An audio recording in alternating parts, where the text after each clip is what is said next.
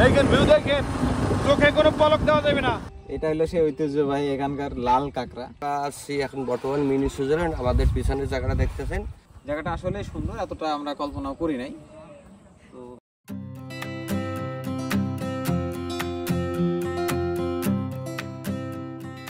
আসসালামু আলাইকুম।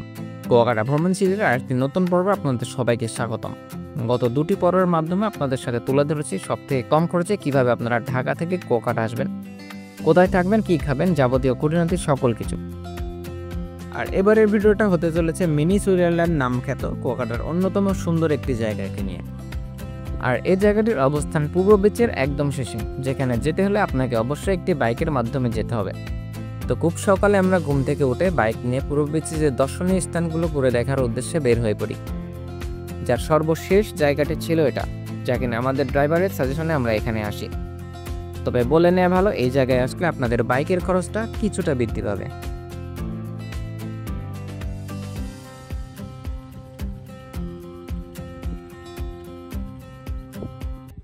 এটা হলো সেই ঐতিহ্যবাহী এখানকার লাল কাঁকড়া।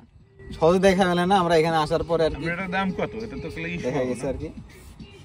তো এখানে সাধারণত আসে না অনেকে, কারণ এখানে আসতে খরচটা একটু বেশি পড়ে যায়, যদি আমাদের ড্রাইভাররা কিন্তু এখানে নিয়ে আসছে।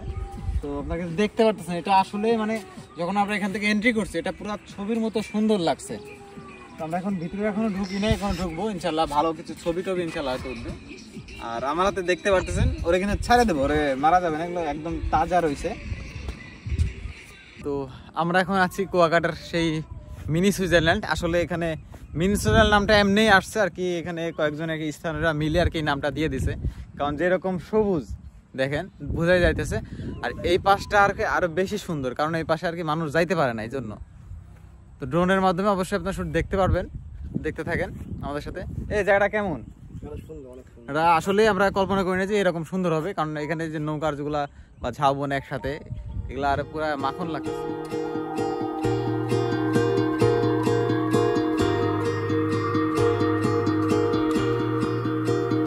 তোমাকে পাওয়ার কত আয়োজন, আহারে আহারে কত আয়োজন। তোমাকে পাওয়ার কত আয়োজন, আহারে আহারে কত আয়োজন। করেছো উপহাস, হয়েছি নিরাশ, বোঝনি কখনো কি হারিয়েছ গোপনে। পৃথিবী ফুরালে দেখা হবে আবার নীরবে। পৃথিবী ফুরালে দেখা হবে আবার নীরবে।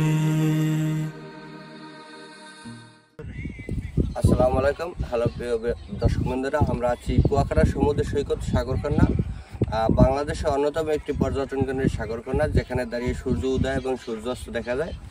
আমরা সূর্য উদয়ের পর চলে এসলাম সেই মিনি সুইজারল্যান্ড জায়গা নামে পরিচিত, খুবই একটি সুন্দর জায়গা।